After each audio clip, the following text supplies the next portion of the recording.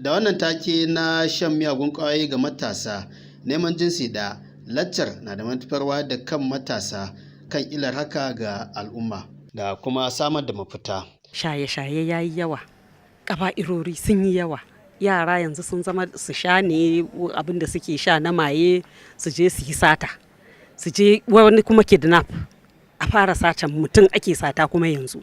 Banda shi kuma ga masu luwaɗi maɗigo, duk ya zama dai duk ƙaba'irori da muke ji kamar tatsuniya, to yanzu sun zo gashi muna gani da idanmu.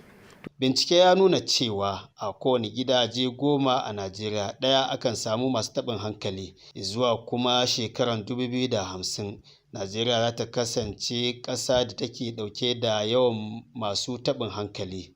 Talauci, jahilci, rashin kyakkyawan tarbiyya da sauransu na da cikin dalilan da masu jawabai suka bayyana a matsayin dalilan da suka janyo ayyukan ɓata gari a cikin al'umma. Dole ne mu haɗa hannu da gwamnati wurin taimakonsu. Mu ba su labari, su ɗauki hukunci.